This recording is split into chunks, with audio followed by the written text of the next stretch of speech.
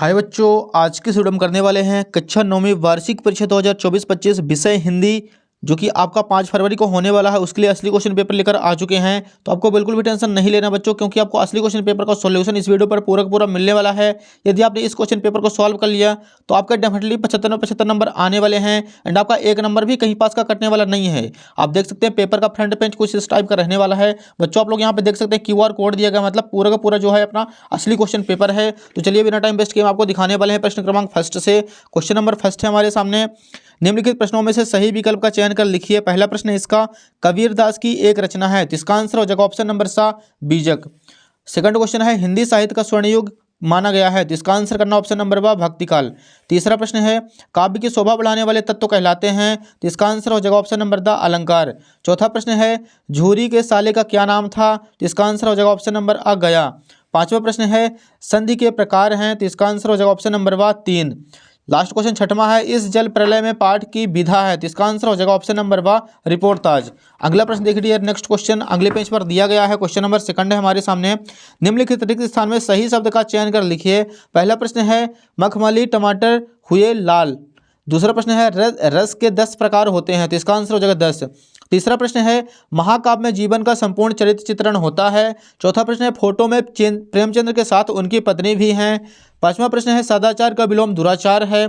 छठवां क्वेश्चन हो जाएगा, मेरे नाना पक्के साहब माने जाते हैं। तो यहाँ पे अपना दूसरे का आंसर कंप्लीट हो चुका है। अगले देखिए प्रश्न 3 है, निम्नलिखित जोड़ियों का सही मिलान कर लिखिए। एक साइड है स्तंभ आ, दूसरे साइड है स्तंभ बा। पहला क्वेश्चन है, माखनलाल चतुर्वेदी, तो इसका आंसर करना है हमें ऑप्शन नंबर एक भारतीय आत्मा। सेकंड क्वेश्चन है, रस के अंग, तो इसका आंसर हो जाएगा 4। तीसरा है, ल्यासा की ओर, तो इसका आंसर करना है राहुल संक्रात्यान।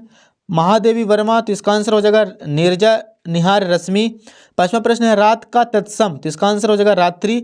लास्ट क्वेश्चन छठवां है, रीढ़ की हड्डी, तो इसका आंसर करना है बच्चों हमें श्री जगदीश चंद्र माथुर। फटाफट आप लोग इसका स्क्रीनशॉट ले लीजिए। अगला प्रश्न देखिए, प्रश्न क्रमांक 4 है।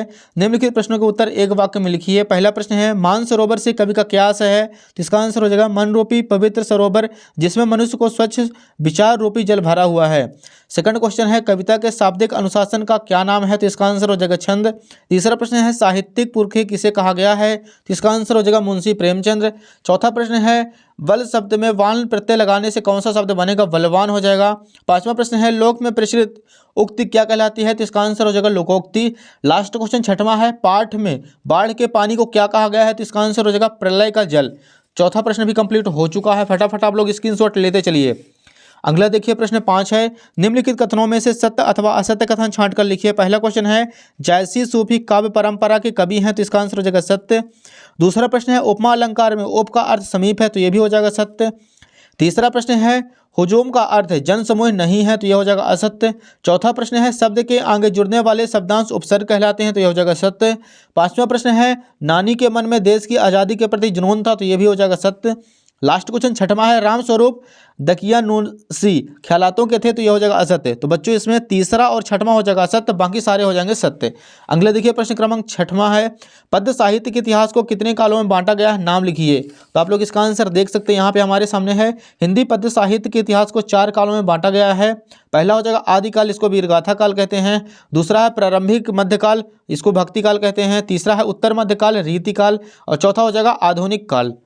यह हो जाएगा छठवें का आंसर। अगला देखिए, 7वां प्रश्न है, कवि रसखान के भाव सौंदर्य की 2 विशेषताएं लिखिए। तो आप लोग यहाँ पे देख सकते हैं इसका आंसर, कवि रसखान के काव्य की 2 विशेषताएं निम्न है। पहला हो जाएगा, रसखान के लेखन में आडंबर नहीं था। दूसरा पॉइंट हो जाएगा, रसखान की भाषा सरल, सुबोध और आसानी से समझने वाली थी।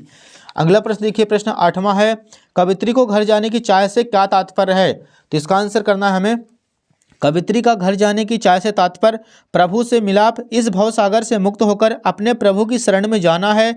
कवित्री परमात्मा की शरण को ही अपना वास्तविक घर मानती है। वे कहती है कि उनकी सारी उम्र बीत गई, उन्होंने प्रभु से मिलने का कोई प्रयास नहीं किया, उम्र बढ़ती जा रही है, वह मृत्यु नज़दीक आ रही है। तो यह हो जाएगा 8वें का आंसर। अगला प्रश्न देखिए, प्रश्न 9 है, माखनलाल चतुर्वेदी को कोयल से ईर्ष्या क्यों हो रही है, तो इसका आंसर यहाँ पे हमें करना है। माखनलाल चतुर्वेदी को कोयल से ईर्ष्या का मुख्य कारण उसकी स्वतंत्रता से है। कवि को अंग्रेजों द्वारा काल कोठरी में बंद कर दिया गया है, जबकि कोयल स्वतंत्र रूप से आकाश में उड़ रही है, जिसे देखकर कवि को उससे ईर्ष्या हो रही है। तो हो जाएगा उत्तर क्रमांक 9। अगला देखिए प्रश्न 10 है, काव्य किसे कहते हैं, उसके भेदों के नाम लिखिए। तो यहाँ पे हमें आंसर लिखना है इसका। काव्य आचार्य विश्वनाथ के अनुसार रसात्मक वाक्यम काव्यम अर्थात रसयुक्त वाक्य ही काव्य है। इसके भेद हमें लिखने हैं। पहला हो जाएगा दृश्य काव्य, दूसरा हो जाएगा श्रव्य काव्य। प्रश्न 11 देखिए, रस के प्रकार एवं उनके स्थायी भाव लिखिए। आप इसका अथवा भी कर सकते हैं। छंद किसे कहते हैं, छंद के प्रकारों के नाम लिखिए। तो यहाँ पे आप लोग इसका अथवा कर दीजिएगा उत्तर क्रमांक 11 का। छंद जिस रचना में अक्षरों एवं मात्राओं की संख्या निश्चित हो तथा यति गति लय एवं तुक आदि का ख्याल रखा जाए उसे छंद कहा जाता है। छंद के दो प्रकार होते हैं, पहला हो जाएगा वर्णिक छंद, दूसरा हो जाएगा मात्रिक छंद। फटाफट आप लोग इसका स्क्रीनशॉट लेते चलिए। अगला प्रश्न देखिए बच्चों, नेक्स्ट प्रश्न क्रमांक 12 है अगले पेज पर। गद्य की प्रमुख विधाओं के नाम लिखिए। तो आप लोग इसका आंसर यहाँ पे देख सकते हैं। गद्य की प्रमुख विधाएं निम्न हैं: निबंध, कहानी, उपन्यास, नाटक, आलोचना, रेखाचित्र, संस्मरण, जीवनी, आत्मकथा, यात्रा, संस्मरण आदि। तो आप लोग यहाँ पे 8 लिख सकते हैं, इसके बाद आपको आदि लगा देना है। प्रश्न 13 है, प्रेमचंद के साहित्य की कोई दो विशेषताएं लिखिए। तो इसका आंसर हमें लिखना है, प्रेमचंद के साहित्य की दो विशेषताएं निम्न है। पहला पॉइंट हो जाएगा, प्रेमचंद की रचनाओं में जन साधारण की भावनाओं, परिस्थितियों और समस्याओं का मार्मिक चित्रण है। दूसरा पॉइंट हो जाएगा, प्रेमचंद की रचनाओं में सरल भाषा का प्रयोग किया गया है। अगला देखिए प्रश्न 14 है, कांजी हाउस में कैद पशुओं की हाजिरी क्यों ली जाती थी। तो इसका आंसर करना हमें, कांजी हाउस में कैद सभी पशु कैदी ही थे, वहाँ की दीवारें भी कच्ची ही थी। यह देखने के लिए कि कैद पशुओं में से कोई भाग तो नहीं गया, इसकी जानकारी के लिए उनकी हाजिरी ली जाती थी। अगला प्रश्न देखिए, प्रश्न क्रमांक 15 है, महादेवी वर्मा उर्दू फारसी क्यों नहीं सीख पाए। तो इसका आंसर आपको करना है यहाँ पे, महादेवी वर्मा उर्दू फारसी नहीं सीख पाई क्योंकि उन्हें इन भाषाओं में रुचि नहीं थी। इसके अलावा उनके घर में उर्दू फारसी का कोई माहौल नहीं था।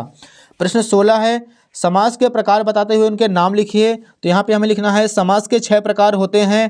पहला हो जाएगा तत्पुरुष समास, दूसरा कर्मधारय समास, तीसरा करना है द्विगु समास, चौथा हो जाएगा द्वंद्व समास, पांचवा हमें करना है बहुब्रीहि समास और छठवां हो जाएगा अव्ययी भाव समास। अगला प्रश्न देखिए 17 है, गोलंबर के पास जनसंपर्क की गाड़ी क्या ऐलान कर रही थी। तो इसका आंसर करना है हमें, गोलंबर के पास जनसंपर्क की गाड़ी बाढ़ के पानी के विषय में घोषणा कर रही थी। जनसंपर्क विभाग की घोषणा के अनुसार बाढ़ का पानी रात के 12 बजे तक लोहानीपुर, कंकड़बाग और राजेंद्र नगर में घुस जाएगा। अगला प्रश्न देखिए 18 है, निम्नलिखित काव्यांश का संदर्भ प्रसंग सहित व्याख्या लिखिए। आप देख सकते हैं यहाँ पे ऊंचे कुल का जन्मिया, तो आपको इसका संदर्भ प्रसंग व्याख्या लिखनी है। तो यहाँ पे आप लोग इसका सॉल्यूशन देख सकते हैं। सबसे पहले हमें संकेत लिखना है, ऊंचे कुल का डेड करके निंदा सोई। संदर्भ हो जाएगा इसका, प्रस्तुत पद्यांश हमारी पाठ्य पुस्तक क्षितिज भाग 1 के ऊंचे कुल नामक शीर्षक से अवतरित है, जिसके रचयिता कबीर दास जी हैं। प्रसंग यहाँ पे लिखना हमें, प्रस्तुत पद्यांश में ऊंचे कुल में जन्म लेने की अपेक्षा उच्च कर्म को प्रेरित किया गया है। व्याख्या देख लीजिए बच्चों, यहाँ पे व्याख्या में लिखना, कबीर दास जी कहते हैं कि कोई भी व्यक्ति उच्च कुल में जन्म लेने से ऊंचा स्थान प्राप्त नहीं कर सकता जब तक उसके कार्य महान न हो। वे उदाहरण देते हुए कहते हैं कि यदि सोने के घड़े में शराब भरी है तो भी सज्जन व्यक्ति उनकी हमेशा निंदा करेंगे, अर्थात सोने के पात्र में शराब होने पर सब उससे घृणा करने लगते हैं। इसी तरह उच्च कुल में जन्म लेने से व्यक्ति ऊंचा नहीं होता बल्कि अपने कर्मों से ऊंचा होता है। लास्ट में हमें विशेष लिखना है, इनकी भाषा सरल एवं सुबोध है। दूसरा पॉइंट हो जाएगा, इनके पदों में दोहा छंद का प्रयोग किया गया है। अगला प्रश्न देखिए, क्वेश्चन नंबर 19 हमारे सामने नेक्स्ट पेज पर दिया गया है। क्वेश्चन नंबर 19, निम्नलिखित गद्यांश की संदर्भ प्रसंग व्याख्या लिखिए। फिर से संदर्भ प्रसंग व्याख्या आ चुकी है, जो कि इस बार गद्यांश की है। तो यहाँ पे हमें लिखना है, सबसे पहले संकेत में दोनों बैलों का डेड आंखें ना उठाई। इसके बाद संदर्भ हेडिंग डालना है। संदर्भ में प्रस्तुत गद्यांश हमारी पाठ्य पुस्तक क्षितिज भाग 1 के 2 बैलों की कथा नामक शीर्षक से अवतरित है, जिसके लेखक प्रेमचंद हैं। प्रसंग में लिखना है, प्रस्तुत गद्यांश में लेखक ने आत्मसमर्पण और समर्थन की महत्वपूर्णता को साझा करता है। व्याख्या देखिए, प्रस्तुत पद्यांश में दोनों बैलों का ऐसा अपमान कभी ना हुआ था। झूरी उन्हें फूल की छड़ी से भी ना छूता था।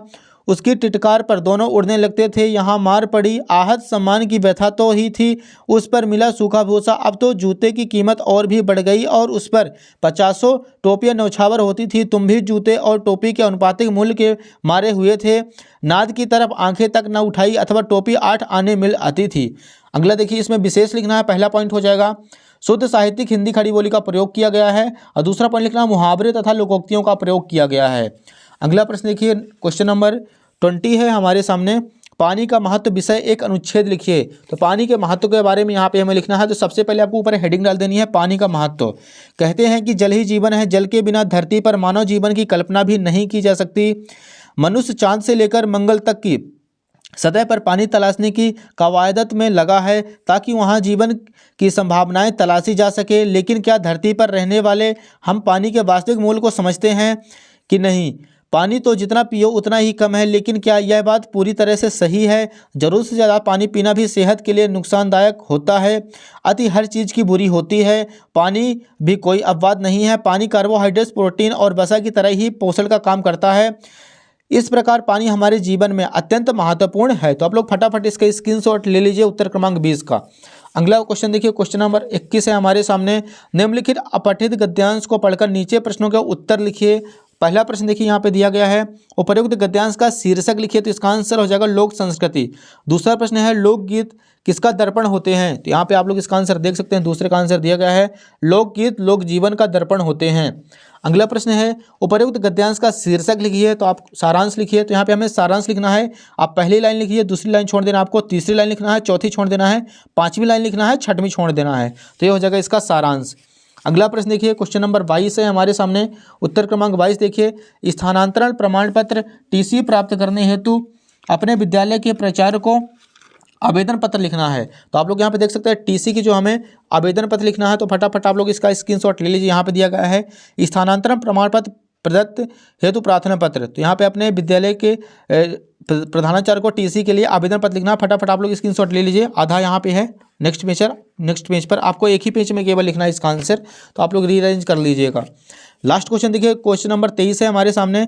निम्नलिखित विषयों में से किसी एक विषय पर रूपरेखा सहित सारगार्भित निबंध लिखिए। पहला पॉइंट दिया गया है विद्यार्थी जीवन में अनुशासन, दूसरा दिया गया है पुस्तकालय, तीसरा पॉइंट दिया गया है पर्यावरण प्रदूषण, चौथा पॉइंट दिया गया है जीवन में खेलों का महत्व और पांचवा पॉइंट दिया गया है मेरी प्रिय पुस्तक। तो आपको इनमें से किसी एक के बारे में लिखना है। जैसे आप यहाँ पे लिख सकते हैं, सबसे पहले विज्ञान के चमत्कार के बारे में, रूपरेखा प्रस्तावना विज्ञान के आविष्कारक, विज्ञान से लाभ हानि उपसंहार, क्रिकेट मैच अथवा कोई प्रिय खेल के बारे में आप बता दीजिए। यहाँ पे प्रस्तावना क्रिकेट का परिचय, मैच का वर्णन, उपसंहार। आप फटाफट स्क्रीनशॉट लेते चलिए सभी प्रश्नों का और आपको अच्छे से तैयार कर लेना है। ये वाला अपने एग्जाम में आया हुआ है, प्रदूषित होने वाले जल स्रोतों का प्रदूषण। यहाँ पे सबसे पहले लिखना है प्रस्तावना प्रदूषण का अर्थ। दूसरा पॉइंट हो जाएगा प्रदूषण के प्रकार, वायु प्रदूषण, रेडियोधर्मी प्रदूषण, ध्वनि प्रदूषण, मृदा प्रदूषण, इसके बाद जल प्रदूषण। लास्ट में हम लिख देना उपसंहार। कंप्यूटर की उपयोगिता भी आप लोग यहाँ पे फटाफट तैयार कर लीजिए।